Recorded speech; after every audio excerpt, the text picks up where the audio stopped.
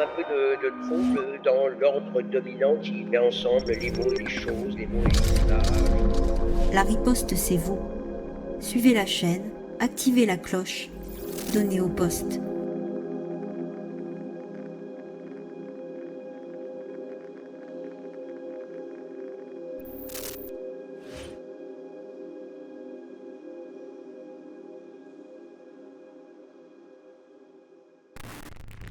Vous me regardez. Bonjour à toutes et à tous, merci d'être là. On est un petit peu en retard, merci d'être là pour une nouvelle émission d'Horizon 21. Je vous rappelle, Horizon 21, une émission mensuelle qui est animée une fois sur deux par Afrique 21 et Orient 21, deux médias indépendants qui sont spécialisés sur le continent africain et sur le Moyen-Orient. Je suis Mickaël Poron, Afrique 21 du coup. N'hésitez pas à aller faire un tour sur nos médias respectifs. Nous fonctionnons sur le don des lecteurs, donc si vous aimez ce qu'on écrit, ce qu'on fait, n'hésitez pas à faire un don, comme au Poste d'ailleurs. Merci au Poste de nous accueillir une nouvelle fois pour cette émission. Merci David, bonjour à toute l'équipe, Rial, Théophile qui est derrière les manettes aujourd'hui. Et pour ce nouveau numéro d'Horizon 21, on va parler corruption en Afrique avec notre invité, l'un des lanceurs d'alerte les plus connus du continent. On va voir pourquoi il est si connu, qui s'appelle Jean-Jacques Lumumba. Bonjour Jean-Jacques, merci d'être avec nous. Bonjour Mickaël. Ça va ? Ça va très bien. Bon. Donc Jean-Jacques Lumumba, je vais vous présenter rapidement à nos auditeurs, auditrices. Donc vous êtes né en 86 à Kinshasa, la capitale de la République démocratique du Congo. Donc à l'époque, c'était le Zaïre. Oui. Donc c'était sous l'ère de Mobutu Sese Seko. Exactement. C'est important de préciser pour tout le monde qui ne connaît pas le Congo. Et en plus, on va recroiser un peu tous ces personnages à un moment donné. Et donc votre nom, pour ceux qui ne le connaissent pas, le nom de famille en fait est un nom de famille très connu au Congo et au-delà dans le monde en fait, puisque vous êtes le petit neveu ou arrière petit neveu petit neveu de Patrice Emery Lumumba. Voilà, de Patrice Emery Lumumba, qui est donc le père de l'indépendance de la RD Congo, qui a été donc assassiné en 1961. Donc 25 ans, pile en fait, j'ai remarqué ça avant votre naissance. Oui, exactement. Je suis né exactement 25 ans après son assassinat. Après son assassinat, qui est en fait... Alors, on va pas revenir, c'est pas l'objet de l'émission, on va pas revenir vraiment sur Patrice Lumumba, mais j'invite les internautes à aller sur Afrique 21. On a beaucoup écrit sur cette affaire, et notamment, je vous conseille une grande interview qu'on avait fait de Stuart Reid, qui a fait un grand livre, The Lumumba Plot, si je me trompe pas, une interview avec Victoria Britten. Donc je vous invite à aller sur Afrique 21 où il explique à peu près tout le complot qu'il y a eu autour de Patrice Emery Lumumba, qui était le Premier ministre de la RD Congo. Oui, le Premier ministre qui a connu une fin tragique avec ses deux amis, ses deux compatriotes, Mpolo et Okito, qui étaient des autorités politiques de l'époque aussi, qui ont été assassinés en même temps que lui. Avec lui, ouais, avec ses deux camarades, ouais. Et donc un complot qui mouille les Belges, qui étaient donc les anciens colons de la République démocratique du Congo, et Mobutu Sese Seko, qui était dans le complot, et avec le feu vert, en gros, de la CIA. Exactement. Pour résumer. Donc, si ça vous intéresse cette histoire, n'hésitez pas à aller sur Afrique 21 pour en lire plus. Alors, justement, avant d'aller un peu plus loin, j'ai lu justement par rapport à ce nom de famille que finalement ça a poursuivi longtemps votre famille, que vous avez vécu des... Alors je l'ai lu, je ne sais pas, vous allez confirmer ou pas, vous avez été pas mal persécuté en fait, juste parce que vous portiez le nom Lumumba. C'était compliqué à l'époque de Mobutu. Ma famille a été persécutée parce que Mobutu, se sentant gêné, n'a pas mené la vie facile au Lumumba, ce qui fait que son nom a été suffisamment piétiné jusqu'en 97, quand arrive Laurent Désiré Kabila, qui est un des Lumumbistes et qui faisait même partie des mouvements Lumumbistes du Katanga à l'époque, qui remet encore ce nom en scène, mais pendant les 32 ans de règne de Mobutu, ce n'est pas un nom qui était le bienvenu au Zaïre. Et vous, dans votre enfance, vous avez des souvenirs de ces persécutions ? Oui, mon grand-père, le jeune frère de Patrice, a été persécuté. Il s'est même vu arracher la plupart de ses biens au Zaïre de Mobutu. Il s'est vu arrêté. Ça a été des moments difficiles pour ma famille. Ces enfants ont vécu en exil. C'est vrai qu'ils ont pu revenir à la fin, mais ça n'a pas été des moments faciles à l'époque Mobutu pour la famille Lumumba. C'était des moments très difficiles parce qu'à la fois, ils se sentaient il se sentait coupable d'avoir participé à l'assassinat de son ami, de son mentor, et c'était assez compliqué. Oui, ils étaient proches en fait. Oui, voilà. ils étaient très proches.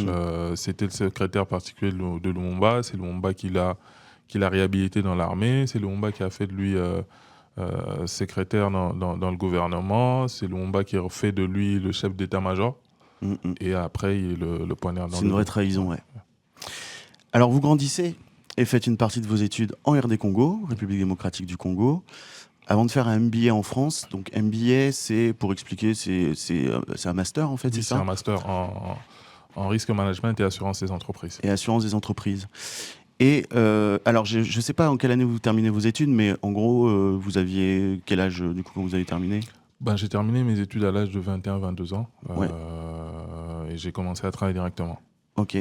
Et en fait, vous revenez au Congo pour entrer dans une des plus, sinon la plus grosse banque.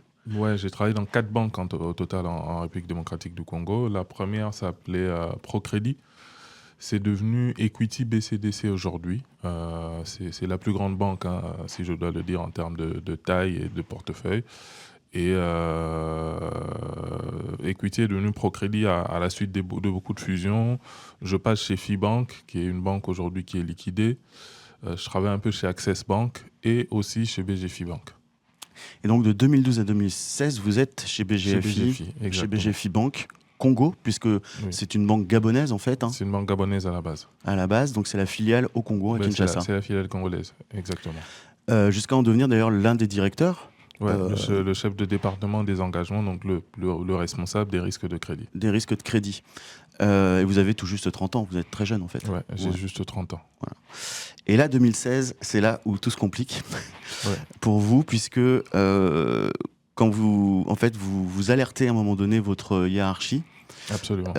Et aussi un cabinet d'audit que vous, sur de probables détournements de fonds. Ouais. Au bénéfice de l'entourage du président de l'époque. Alors le président de l'époque, il faut le rappeler, c'est Joseph Kabila. C'est Joseph Kabila à l'époque. Qui est le fils de Laurent Désiré Kabila. Absolument. Voilà.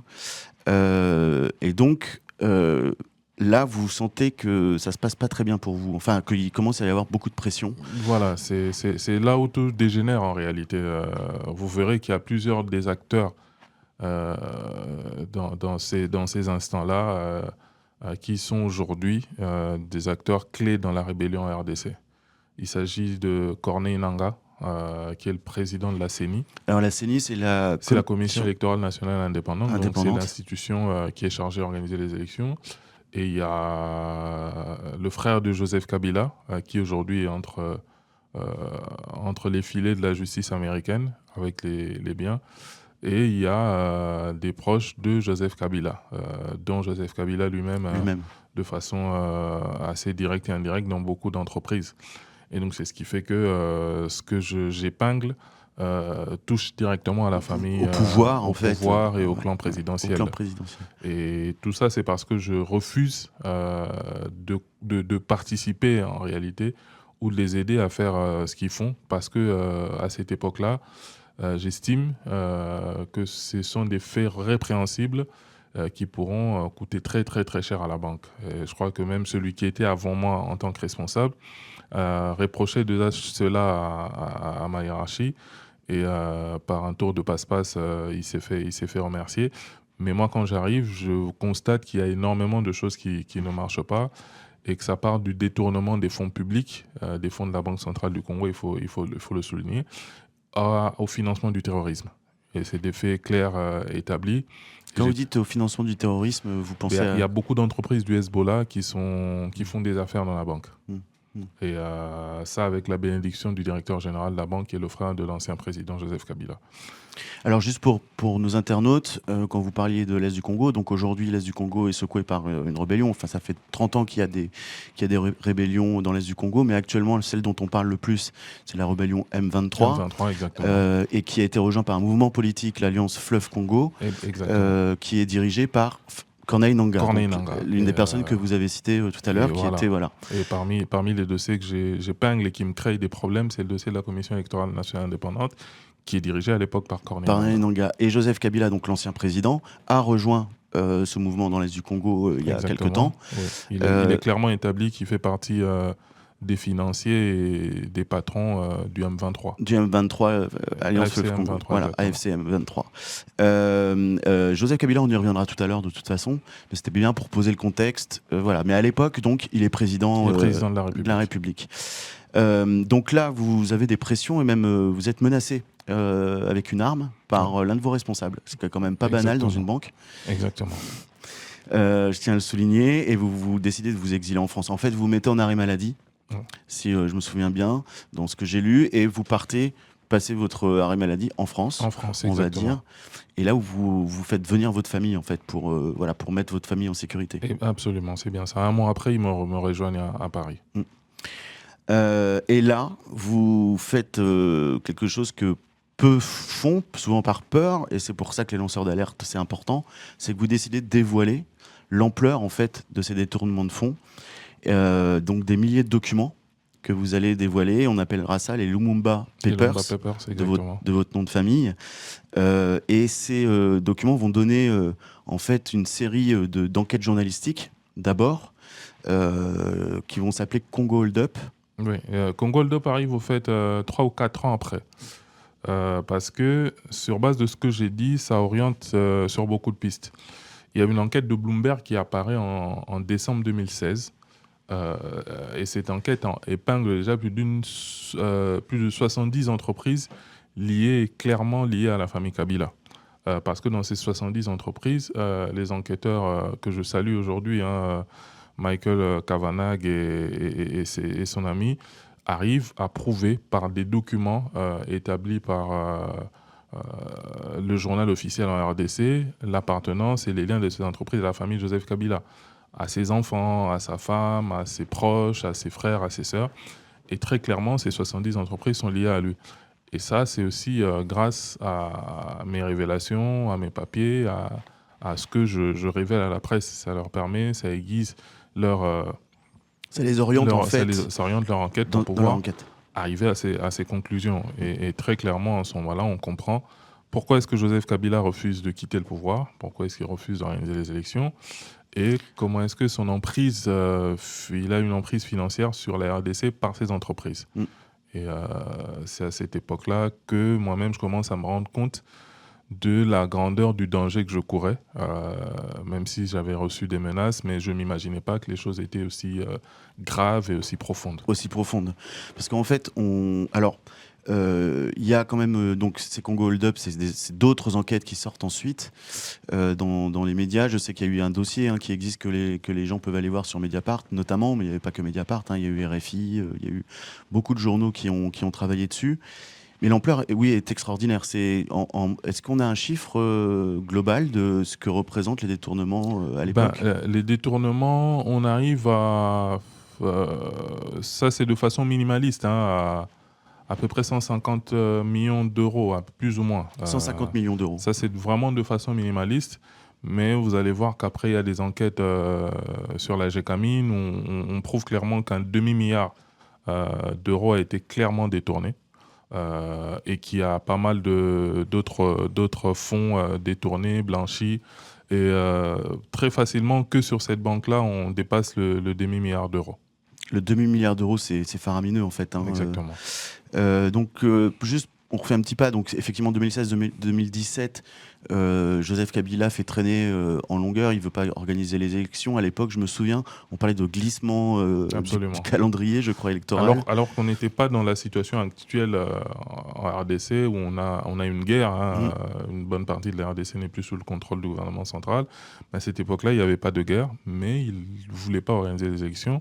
Et il y avait des velléités pour qu'il reste au pouvoir, mais heureusement qu'en ce moment-là, avec la ténacité du peuple congolais, les choses ne se sont pas passées comme il le voulait. Ces enquêtes journalistiques faites, finalement, la justice va se saisir à un moment donné de l'affaire. On en est à combien d'enquêtes ouvertes ? J'ai compté 3 en Europe. Oui, il y en a plus ou moins 3 en Europe. Il y a la justice congolaise à l'époque qui s'auto-saisit de l'affaire Congo Hold Up en 2021. Mais avec très peu d'évolution. Il y a les mouvements associatifs et citoyens que nous sommes, en tant qu'acteurs de la société civile, qui commençons à l'époque à mener des démarches pour exiger des sanctions contre Joseph Kabila. Mais malheureusement, on n'obtient pas gain de cause parce que le dossier se trouve buté à un niveau où, que ce soit au département d'État où on a été ou un peu partout à l'Union européenne, ils se disent que c'est un ancien chef d'État qui a des considérations politiques qui devaient être pris en compte et qu'on devait privilégier la passation pacifique du pouvoir, l'emmener à quitter le pouvoir et après envisager des sanctions dans une certaine mesure. Mais à l'époque, nous n'arrivons pas à trouver gain de cause parce qu'on estime qu'il y a eu beaucoup d'abus et qu'il y a eu surtout spoliation et détournement des biens et des deniers publics appartenant au peuple congolais. Et qu'à un moment donné, on établit même des liens sur les tueries qui se passent à Kinshasa, parce qu'il y a, selon plusieurs enquêtes de Human Rights Watch, des anciens combattants du M23 qui sont utilisés à Kinshasa dans tous les massacres qui sont commis dans la ville de Kinshasa. Et donc déjà à l'époque, on a réussi à établir par nos enquêtes des liens entre Joseph Kabila et des mouvements terroristes comme le M23 et d'autres mouvements terroristes à l'est de la RDC. Oui, pour rappeler donc aux internautes, le mouvement M23 n'est pas nouveau. Hein. Il s'était lancé dans les années 2000, je sais plus. 2000, en fait, c'est l'AFDL, le RCD, voilà. le CNDP recyclé. C'est plusieurs groupes qui se sont recyclés. Plusieurs groupes proches du Rwanda qui donnent naissance, je crois en 2012, c'est ça, 2012. Du mouvement du 23 mars. Voilà. Qui ensuite rentre en négociation avec Kinshasa, donc se met en sommeil et se réactive il y a quelques années. Donc, grâce à l'administration Obama, je crois en 2013 ou 2012, la guerre on met fin les Américains réussissent à obtenir l'arrêt de la guerre. Parce qu'il faut le dire, oui, de fois on parle du fait que le mouvement ait été vaincu, mais c'est aussi et grâce à l'appui diplomatique des États-Unis. Quand en 2012-2013, le Congo arrive à obtenir le retrait total du M23 et son cantonnement pour certains en Ouganda et au Rwanda. Et donc, il se réactive, ce mouvement, il y a quelques années, donc 2023, 2021. Je crois. 21, pardon. Et puis là, on a connu, depuis 1 an et demi, on connaît une offensive importante, puisque aujourd'hui, le M23 occupe une partie. Goma et Bukavu. Goma et Bukavu, dans l'est du Congo. Avec énormément de tueries et de massacres du peuple congolais. Et donc, derrière tout ça, on voit Corneille Nangaa, on voit Joseph Kabila. Voilà. On voit le Rwanda. Ouais. Et donc, les mêmes, à cause de qui, en 2016, j'ai quitté le pays, aujourd'hui, ce sont les mêmes qui sont à la manœuvre pour mener une rébellion contre les intérêts de la République démocratique du Congo. Donc aujourd'hui, ce qu'on peut dire, c'est que Joseph Kabila n'a pas été inquiété par la justice, en fait. Puisqu'il était en Tanzanie, il est revenu à Goma, dans l'est du Congo. Il est condamné à mort. Alors, il est condamné à mort par Kinshasa.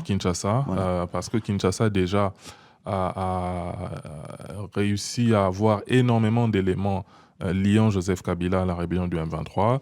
Et sur base de ces faits, Kinshasa a ouvert un procès, le condamnant à mort pour haute trahison. Mais pas pour les faits de corruption, c'est ça que je veux dire. Pas pour les faits de corruption. Pour les faits de corruption, aujourd'hui, il n'a toujours pas été condamné. Exactement.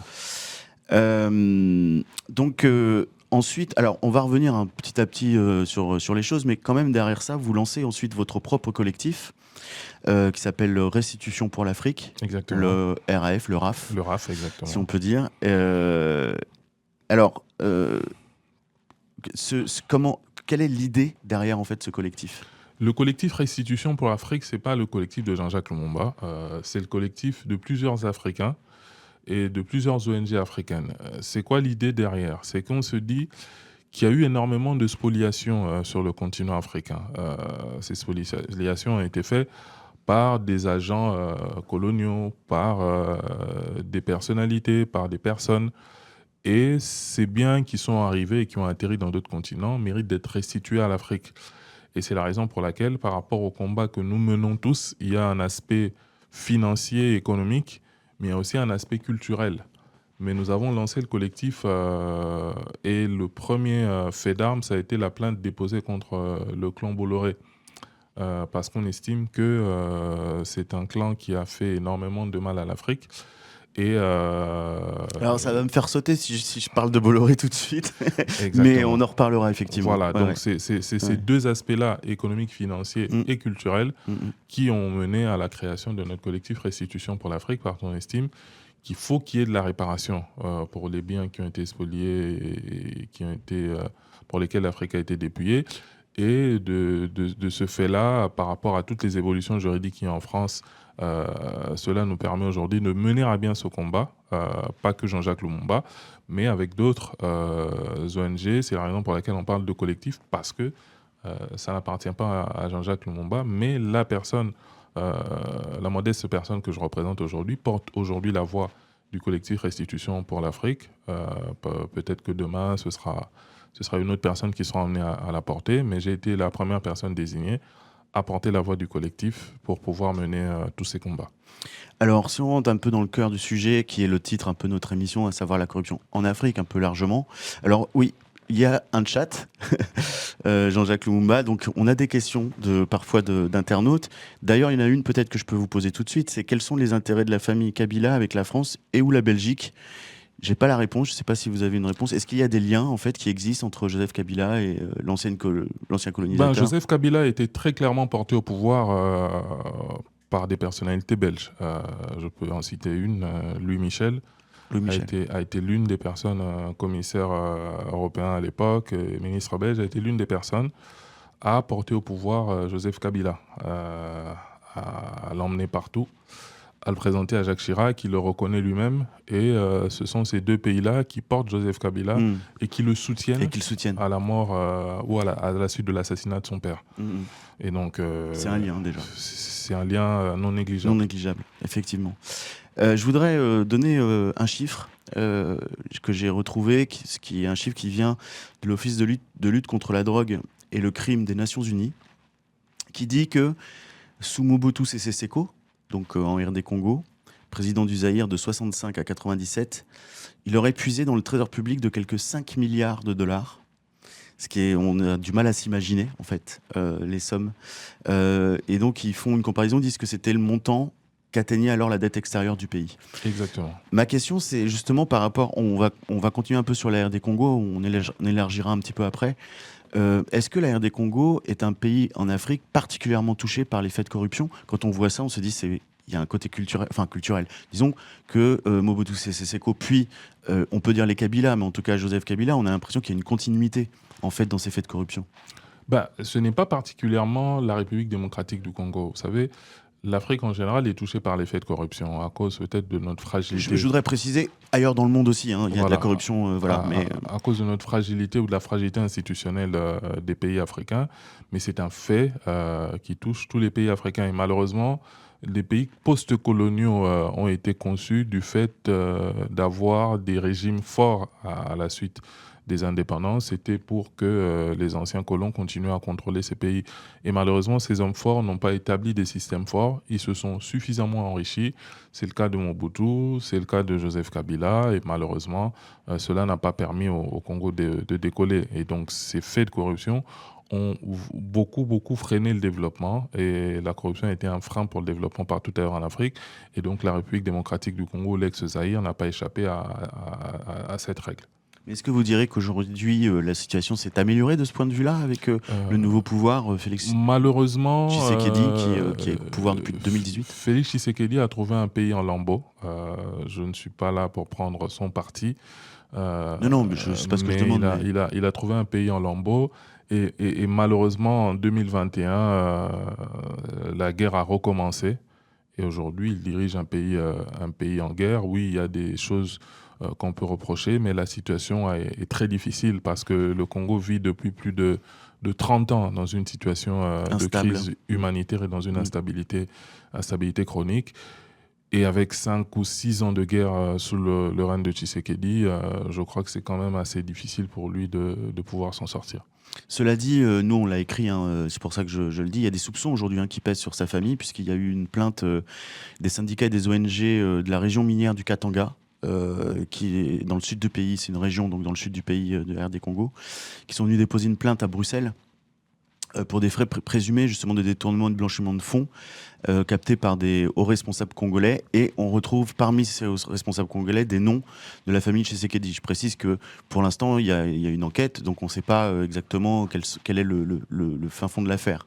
Mais ça voudrait dire qu'éventuellement, il y a eu aussi une perpétuation encore de faits de corruption, même si ce n'est pas directement la famille Tshisekedi, mais en tout cas des hauts responsables au Congo.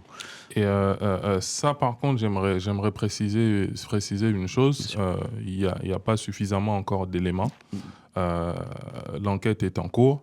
Mais par rapport à ça, il ne faudrait vraiment pas basculer dans une sorte de régionalisme. Parce que vous voyez un tout petit peu l'ONG qui porte plainte, c'est le Katanga, l'ancien fief de Joseph Kabila. Et donc, il faut le prendre avec énormément de pincettes. Et jusqu'à ce que la justice peut dire ce qu'elle dit. Mais jusqu'à preuve du contraire, il n'y a pas de faits probants qui sont mis sur la place publique. Disons que effectivement, faut pas tomber dans une sorte de, et puis il faut prendre ça avec des pincettes. Il y a une enquête qui est en cours, donc présumé innocent, bien sûr.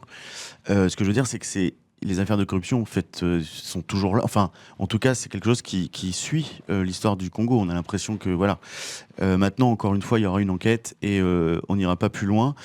Donc, justement, vous parliez tout à l'heure des États-Unis. Et très récemment, on va rester un peu sur le Congo. Le 30 avril 2026, le département américain du Trésor a imposé des sanctions à Joseph Kabila. Et vous avez accueilli, vous êtes exprimé à ce moment-là, et vous avez accueilli cette nouvelle plutôt de manière très positive. Vous pouvez nous expliquer pourquoi? Exactement. On imagine pourquoi, mais j'ai été ravi par cette décision. Et par là, il faudrait souligner pourquoi c'est arrivé.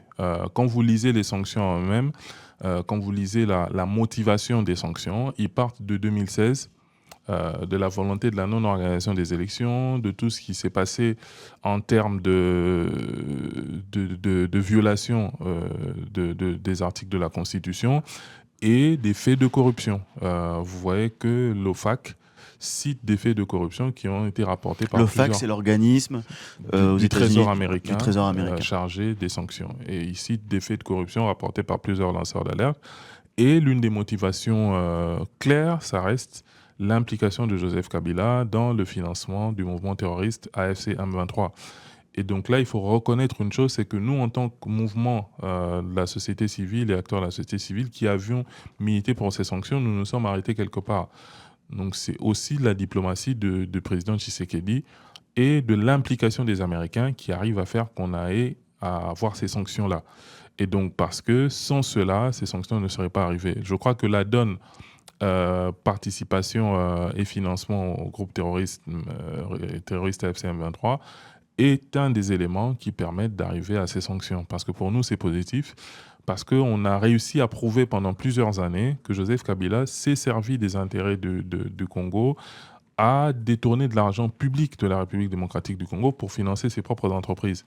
Et donc aujourd'hui, on est dans le regret de se rendre compte que cet argent qui a été pillé du Congo sert aujourd'hui à tuer les Congolais. Et à déstabiliser le pays. Et donc pour nous, nous l'accueillons avec beaucoup de satisfaction parce que ça permet au moins, si pas de stopper directement, mais au moins de mettre un terme à ces financements, pour la plupart qui peuvent passer en dollars américains, pour pouvoir tuer nos compatriotes. Et c'est assez regrettable de voir qu'un ancien chef d'État, avec son réseau et son empire financier, s'en servir pour déstabiliser la RDC avec l'aide du Rwanda et financer un mouvement qui tue et qui pille les Congolais.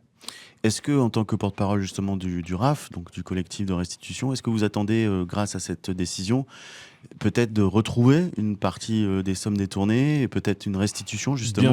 Bien sûr que si, hein, parce que nous sommes un collectif qui nous battons pour la restitution. Et là, je ne vais pas livrer le secret de ce que nous faisons, mais nous nous intéressons aussi à tous les fonds qui sont sortis en dehors de la République démocratique du Congo et qui doivent être restitués. Et cela, par exemple, je vous dirais, par rapport à nos dénonciations de 2016, un des faits qui a été réalisé, c'est qu'en 2021 ou 2022, il y a l'inspection générale des finances qui a enquêté sur l'entreprise Égale et qui a du Congo, et qui a réussi à prouver ce que nous disions depuis longtemps, que l'argent de la Banque centrale du Congo avait été détourné via la BGFI par cette entreprise égale.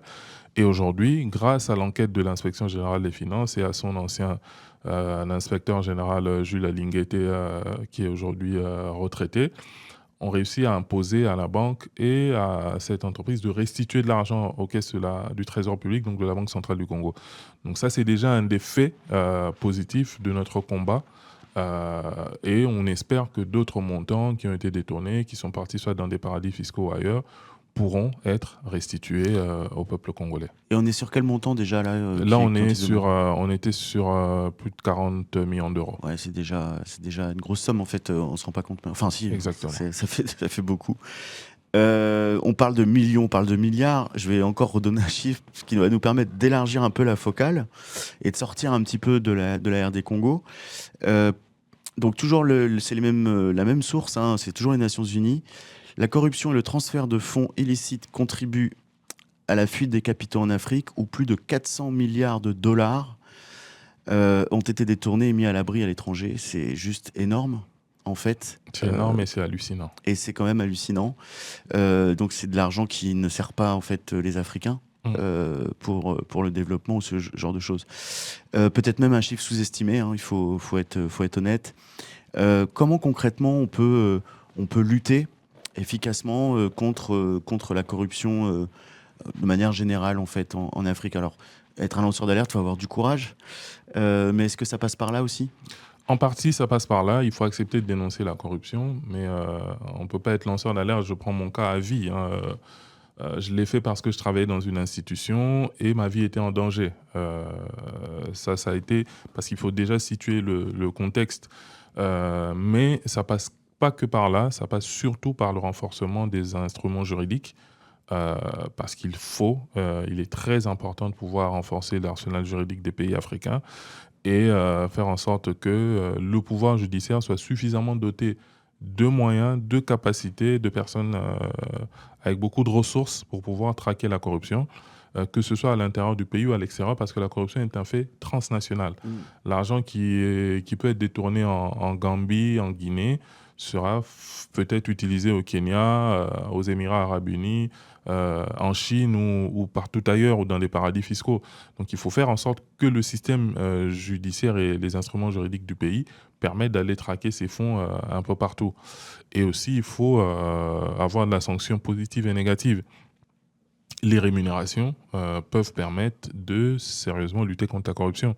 Quand vous dites les rémunérations, c'est-à-dire de mieux rémunérer... Le traitement du personnel peu partout, parce qu'il est aujourd'hui prouvé qu'un personnel bien traité ne sera pas tenté, quelqu'un qui sait nouer les deux bouts du mois, ne sera forcément pas tenté à aller mettre la main dans la caisse de l'entreprise ou de l'État pour pouvoir s'en mettre plein les poches.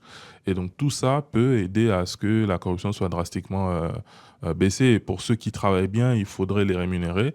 Et pour ceux qui travaillent mal, il faut les traquer. Et traquer surtout la grande corruption. Pour pouvoir baisser le taux de corruption, il faut traquer la grande corruption aux plus grande échelle. Donc il faut donner l'exemple dans les États africains que la corruption n'est pas un fait tolérable parce que malheureusement, ça freine le développement. La corruption, on ne le voit peut-être pas comme ça, mais ça tue plus que les guerres parce que c'est moins de routes, c'est moins d'hôpitaux, c'est moins de pouvoir d'achat, c'est moins d'avenir. C'est l'une des raisons principales qui font que aujourd'hui les gens sont prêts à mourir en Méditerranée parce qu'ils veulent rejoindre l'Eldorado qu'ils appellent l'Europe ou l'Amérique, parce qu'il y a de la misère dans les pays africains, parce que le système a été détricoté et on en reviendra. C'est l'une des raisons pour laquelle le RAF défend aujourd'hui ce principe des biens mal acquis inversés. On se dit, on ne peut pas que traquer les corrompus, il faut traquer le corrupteur, celui qui vient profiter de notre faiblesse ou de la faiblesse de nos systèmes dans les pays africains pour pouvoir corrompre et se faire des bénéfices. Et ça se fait au détriment des peuples africains. Alors justement, vous faites une transition parfaite pour la partie que je voulais aborder avec vous. Juste une question en passant, parce que on a parlé vite des lanceurs d'alerte, mais juste une question, est-ce que vous pensez aujourd'hui que les lanceurs d'alerte ont besoin aussi de plus de protection? Les lanceurs d'alerte ont besoin de plus de protection. Le Sénégal a fait Une a loi. fait une avancée, une loi. Aujourd'hui, en République démocratique du Congo, je tiens à féliciter cela aussi. La RDC est en train de faire des avancées avec une loi de protection des lanceurs d'alerte qui est en train de bien avancer. Et là, on a quand même...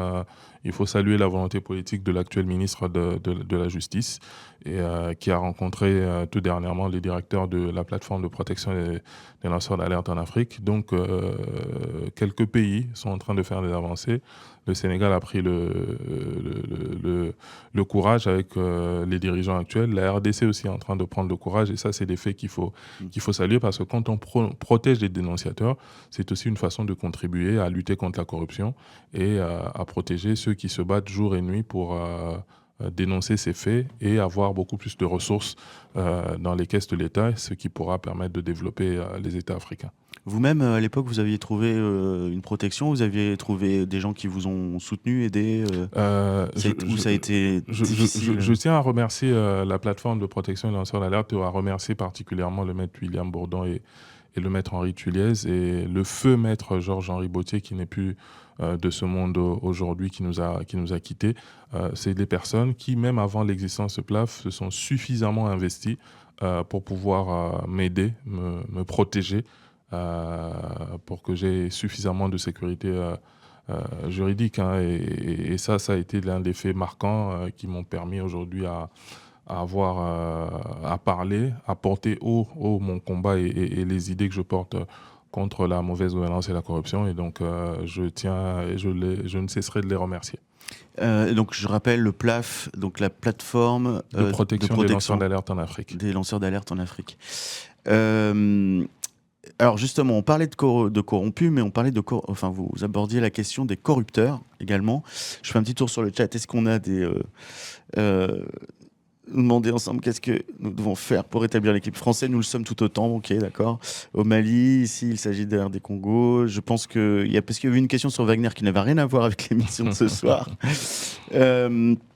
Alors, on parlait de corrupteurs et vous avez raison, il n'y a pas de corrompus sans corrupteurs. Et souvent, en tout cas, sur le continent africain, on a quand même beaucoup de corrupteurs qui ne sont pas africains aussi, oui. Qui viennent de l'extérieur. Et vous avez lancé un nom, et c'est important de le rappeler qu'on a un milliardaire français du nom de Vincent Bolloré qui va comparaître devant le tribunal correctionnel pour corruption d'agents étrangers. En fait, la justice soupçonne son groupe, le groupe Bolloré à l'époque, d'avoir conseillé à moindre coût, je vais essayer d'être précis, les campagnes de Faure Gnassingbé, qui est donc le président du Togo, et d'Alpha Condé, qui était à l'époque le président de la Guinée, et donc qui les a conseillés au moment des campagnes électorales, notamment. Ils ont remporté les présidences chacun en 2010 en échange de la gestion de leurs ports principaux. Il existe sur Internet, et puis il y a eu beaucoup de papiers écrits. Il existe même plein de photos, plein de vidéos où on voit Vincent Bolloré avec Alpha Condé et Faure Gnassingbé.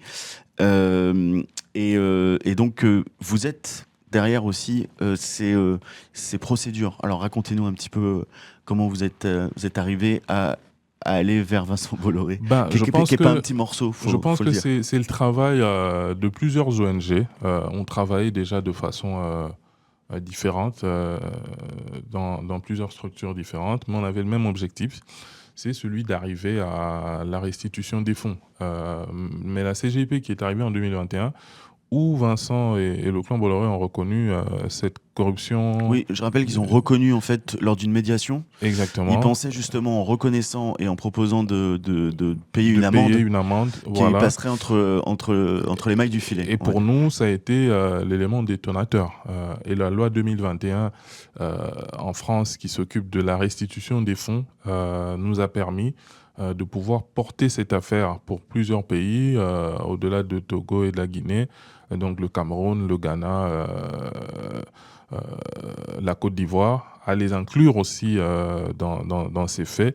Et ça nous a permis d'étayer suffisamment de preuves pour pouvoir montrer que c'était une méthode d'un clan avec des faits de corruption et d'indices de faits de corruption avérés, pouvoir porter cette affaire au niveau de la juridiction ou des juridictions françaises, plus précisément au niveau du parquet national financier, parce que on estime que c'est les mêmes faits dans plusieurs pays élection contre gestion des ports et derrière spoliation, et qui est arrivé à une vente de près de 5,7 milliards d'euros qui ont atterri sur les banques françaises. Et donc on estime que ces faits et ces fonds qui sont issus avec plusieurs indices de corruption avérés doivent être portés devant la justice, et que c'est à la justice de qualifier les faits, et nous espérons qu'il y aura une condamnation pour pouvoir derrière aboutir à de la réparation sur les peuples de ces pays-là, dont les biens ont été spoliés, dont la corruption a permis à faciliter beaucoup de méfaits, avec moins de routes, moins d'hôpitaux, moins de pouvoir d'achat. Et c'est ça le combat qu'on mène, et ça c'est un des pans de la lutte du collectif Restitution pour l'Afrique. Et il faut rappeler quand même que ces faits de corruption que vous avez très bien détaillés, de Vincent Bolloré, lui a permis, vous l'avez dit, d'acquérir une fortune considérable, puisqu'après il a revendu ses affaires en Afrique, et cette fortune lui sert aujourd'hui à être omniprésent, notamment dans les médias. Absolument. Dans les médias français, on en parle beaucoup en France aujourd'hui, du poids de Vincent Bolloré dans les médias français, notamment les médias radicaux d'extrême droite, etc. Donc en fait, nous, alors je dis aux internautes qu'ils peuvent aller aussi sur Afrique 21, lire une série qu'on avait fait sur l'origine de la fortune de Vincent Bolloré en Afrique. Vous pouvez aller relire ça. Et donc cette fortune aujourd'hui qui lui sert à avoir un combat idéologique aussi en France et politique à travers ces médias. Donc c'est pas rien en fait, ces histoires de corruption. Exactement. Donc l'Afrique est dépouillée pour pouvoir financer des politiques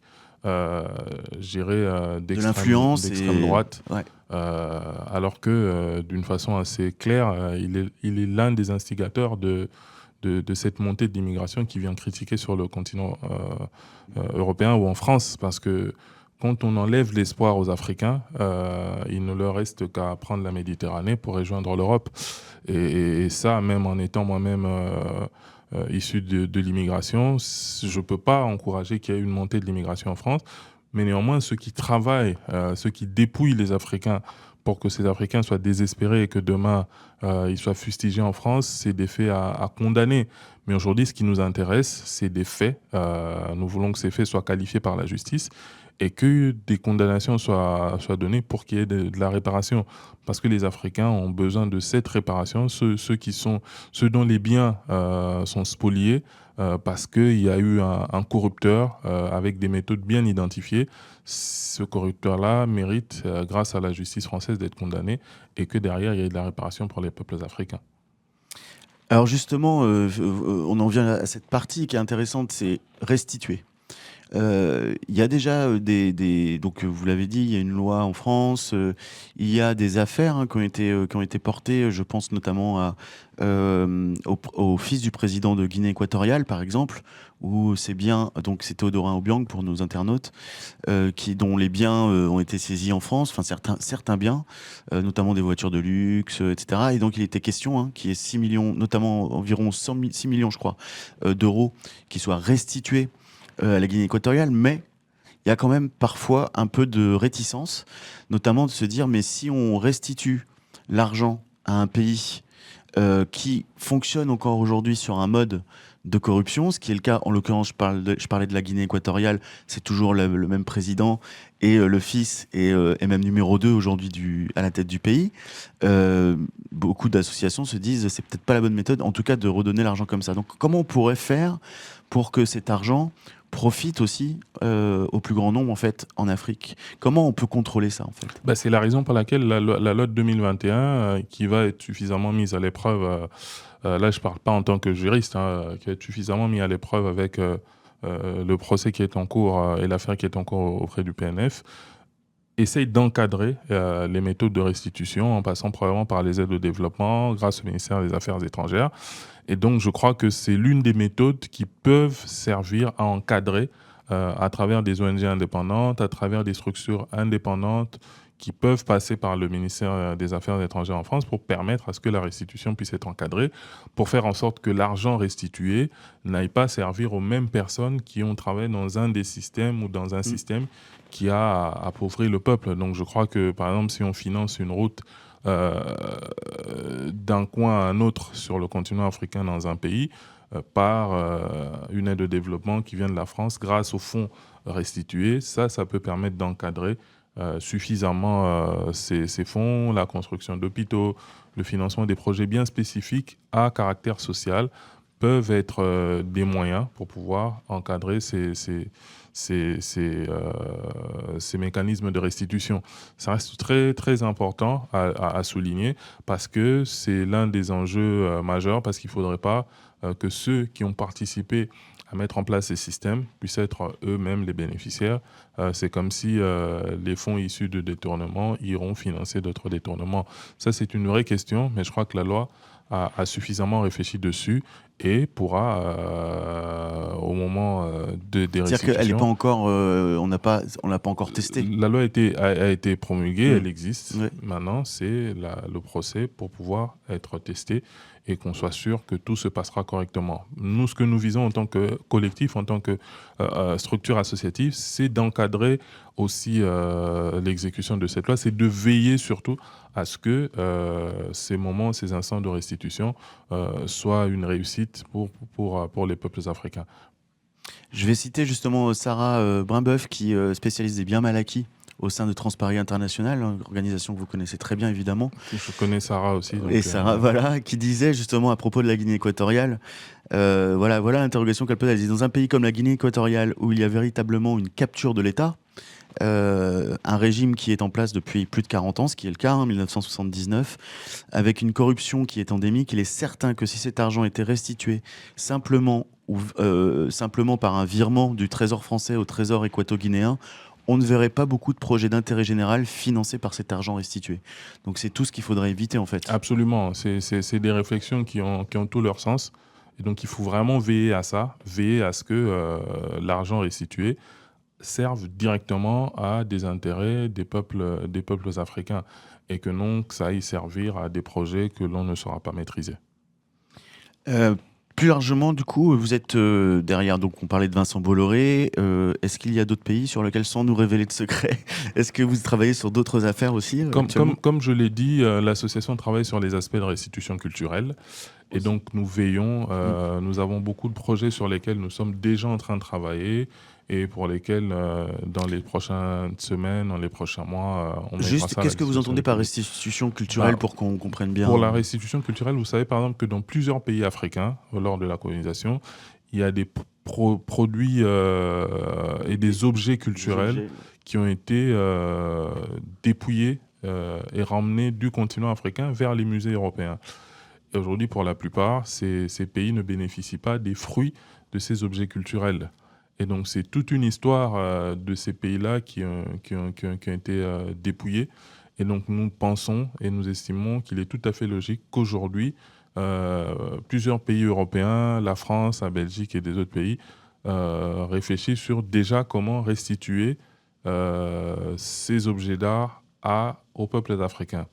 Et à réfléchir sur tous les produits financiers que ces objets culturels ont pu engendrer en étant sur le sol français ou belge ou européen.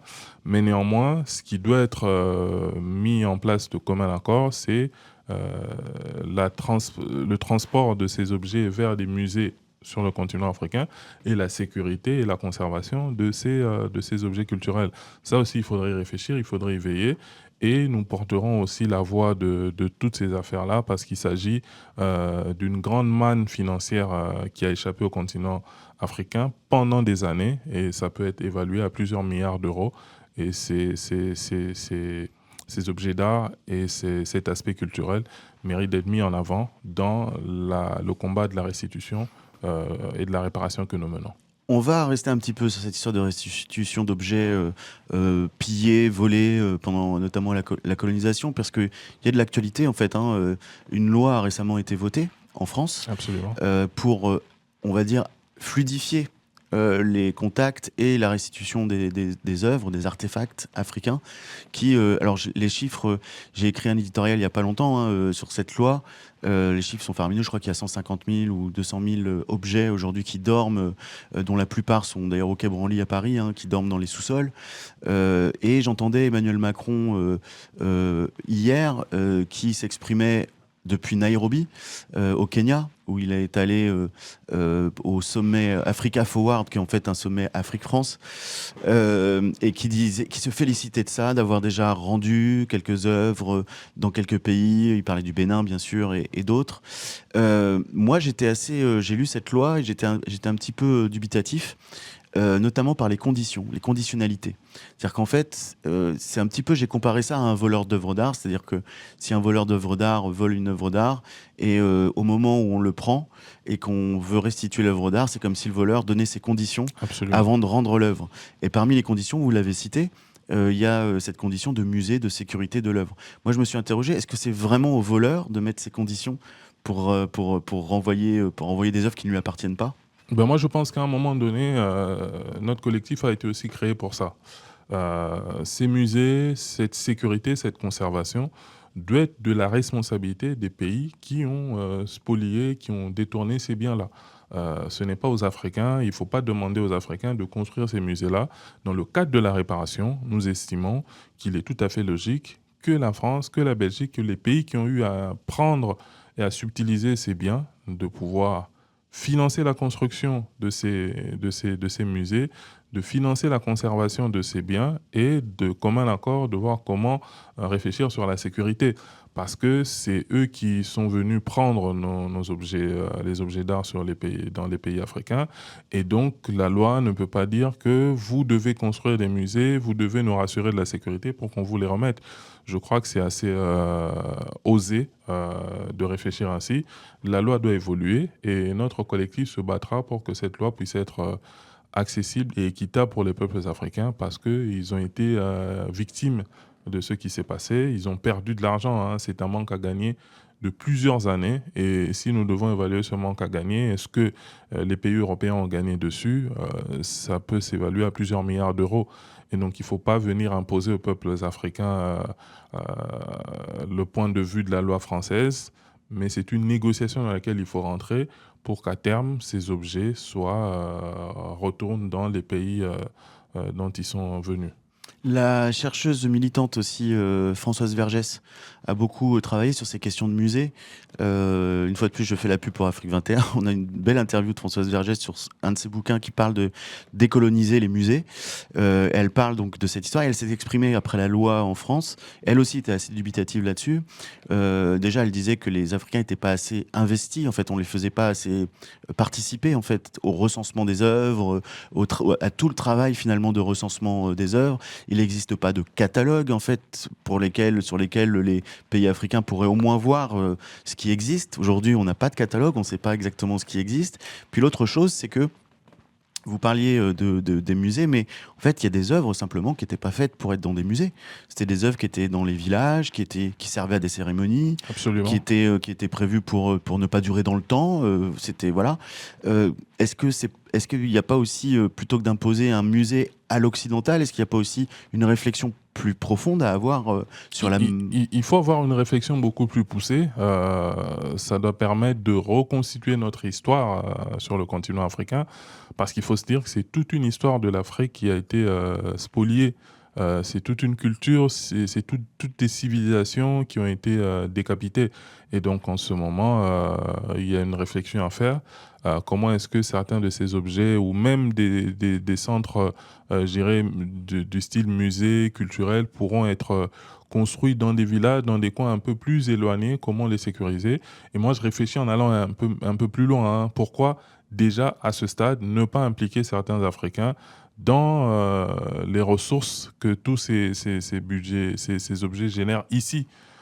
Parce que le temps de les rapatrier sur le continent africain, ces objets... C'est l'une des critiques, c'est très long. ...continuent à faire gagner de l'argent dans les pays où ils se retrouvent encore aujourd'hui. Donc il est tout à fait logique que les pays africains puissent avoir leurs droits dans les recettes qui se font ici, parce que des gens viennent de partout dans le monde pour pouvoir les voir et les visiter. Et ça fait rentrer de l'argent. C'est une manne financière pour l'Europe. Et il est de l'intérêt, il serait tout à fait juste que les pays africains aient leur part dans la gestion de ces musées pour pouvoir déjà avoir quelques ressources financières et derrière continuer à les réflexions pour que cela profite réellement au pays d'où ils sont originaires.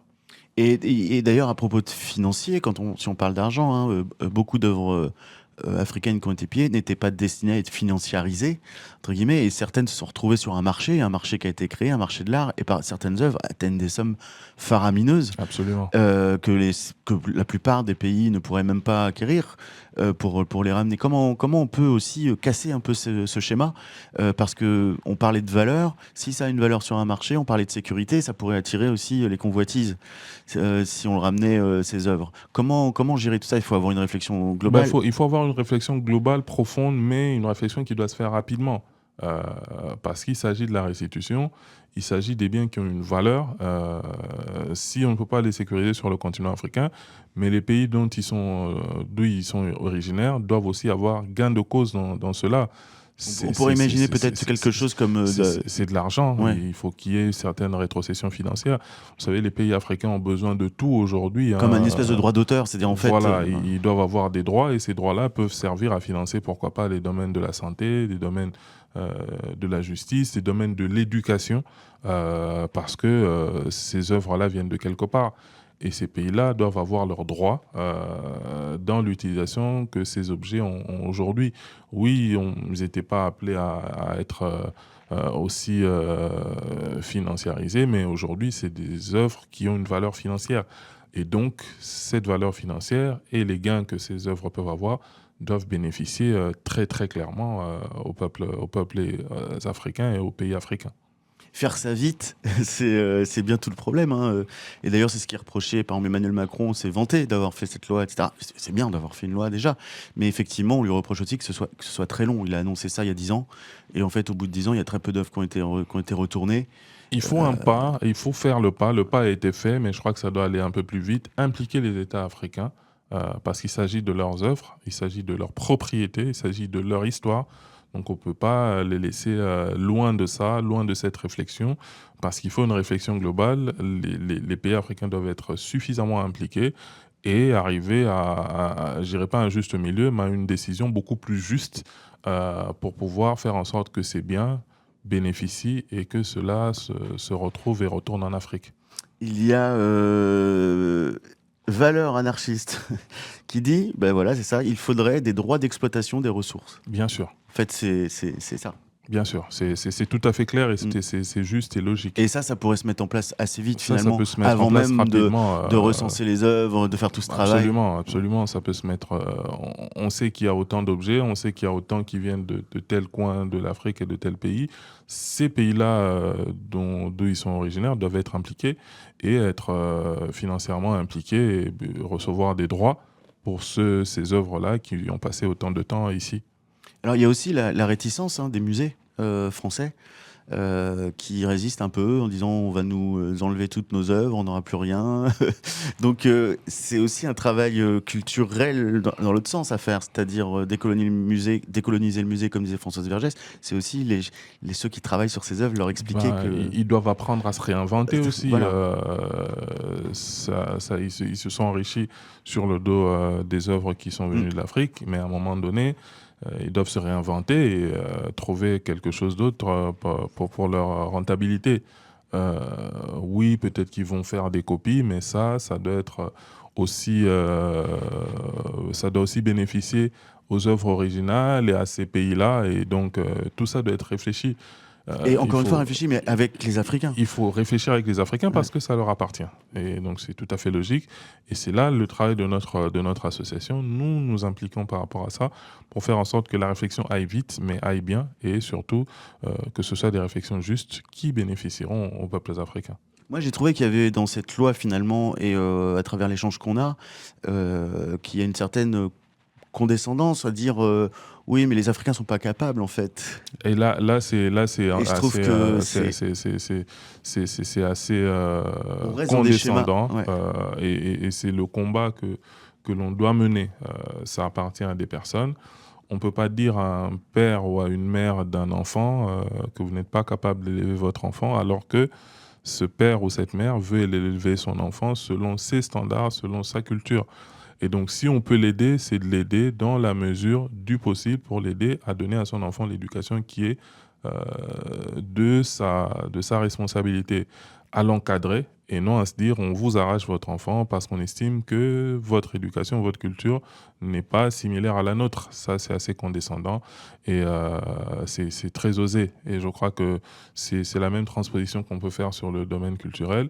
Ces biens ont été spoliés, ils ont été détournés, ils sont venus de quelque part. Ces pays qui ont le droit sur ces biens doivent avoir aussi le droit à la parole et à la rentabilité financière que ces produits-là donnent sur le sol français ou européen. Je rappelle donc la France est dans cette démarche, l'Allemagne également est dans cette démarche, l'Angleterre, je crois, est dans cette démarche. Et dans les souvenirs, l'Allemagne d'ailleurs est allée un petit peu plus vite, est venue derrière en fait la France, mais finalement est allée un peu plus vite dans la restitution. Et la Belgique, bien sûr. Il y a encore beaucoup de choses au musée Tervuren, ouais. Tervuren. D'ailleurs, on parle d'œuvres d'art, mais aussi, par exemple, là en ce moment, il y a un sujet, c'est les cartes géologiques. Qui sont donc je rappelle pour les internautes un peu d'histoire, c'est que la Belgique donc était le Congo était une colonie belge, enfin une propriété d'abord du roi belge, puis une colonie belge, et donc il y a eu des géologues qui ont fait des cartes du sous-sol congolais qui est très riche en minerais, etc. Et ces cartes sont conservées au musée Tervuren à Bruxelles en fait. Et le Congo n'a pas accès à ces cartes en fait. Et alors qu'on devrait avoir droit à ça, hein, même s'ils nous demandent de payer quelque chose, mais on respecte le travail qui a été fait, mais notre travail de collectif restitution est aussi un travail de réappropriation, parce que c'est notre histoire, c'est notre terre, c'est nos richesses. Oui, on est conscient que l'on ne vit pas en vase clos, mais on a droit à cette réappropriation de notre histoire, à cette réappropriation de notre destin. C'est très important et c'est même le sens de notre collectif, c'est de nous réapproprier de notre histoire et de nous réapproprier de notre destin. Est-ce que ça avance sur ce sujet, justement, sur les cartes? Est-ce que vous êtes au courant si les négociations, s'il y a des négociations? Les négociations avancent grâce aux accords de Washington.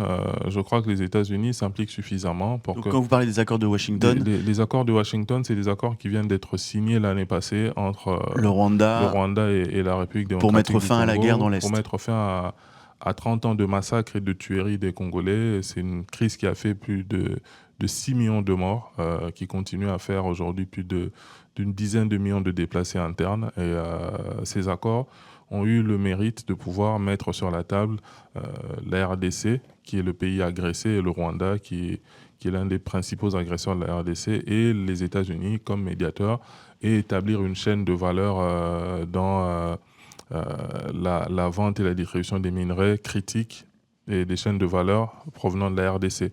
Parce que l'une des principales raisons de la guerre en RDC, au-delà des aspects sécuritaires évoqués par le Rwanda, c'est des aspects de pillage des ressources économiques. Et donc, il faut que cela soit encadré.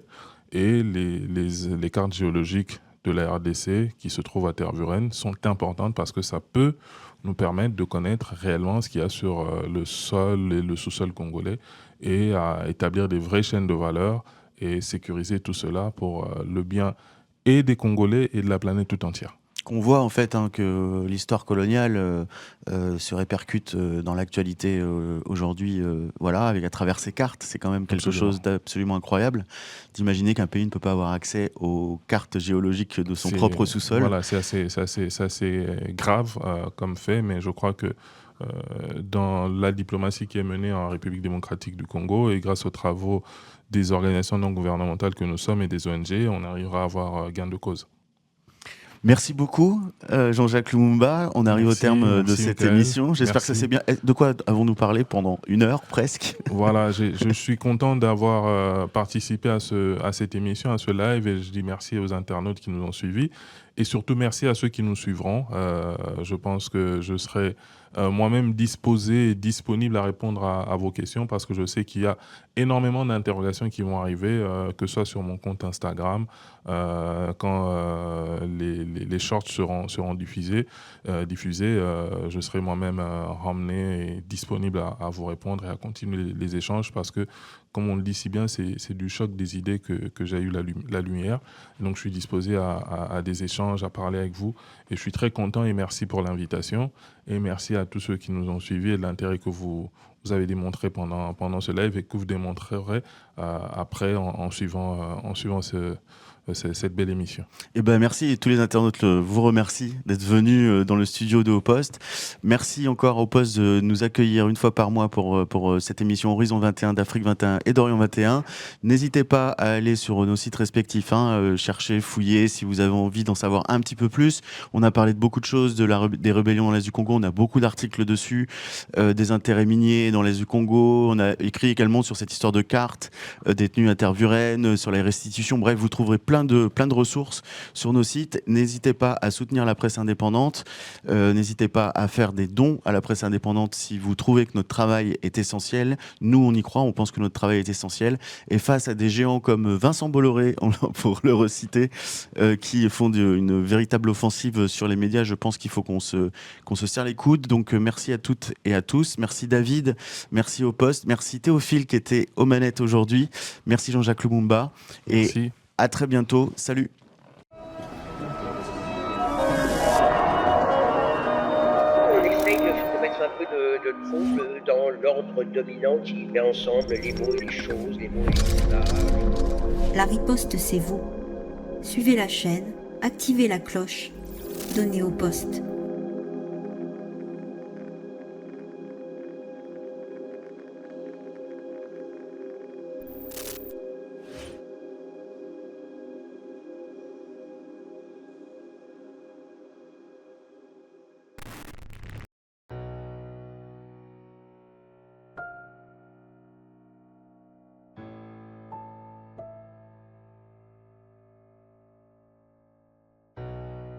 Et maintenant, la question rituelle. Qu'est-ce qu'on peut faire pour peser sur la situation? Que faire?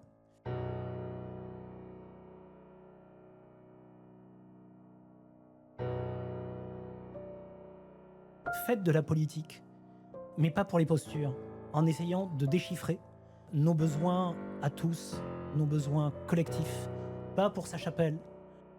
Je pense qu'on a besoin de faire de la politique pour les autres.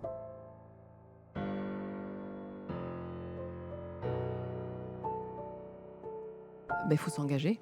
Il faut s'engager dans des organisations politiques.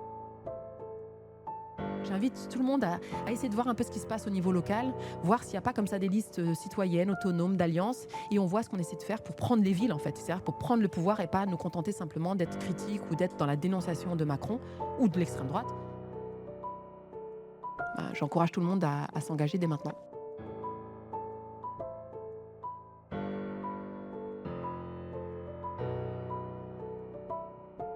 Ne pas se laisser intimider, ne pas céder justement à l'injonction de penser qu'on ne peut plus rien faire. Se rappeler qu'on est majoritaire et peut-être qu'on ne se félicite pas assez de l'être, qu'on ne se rassemble pas assez.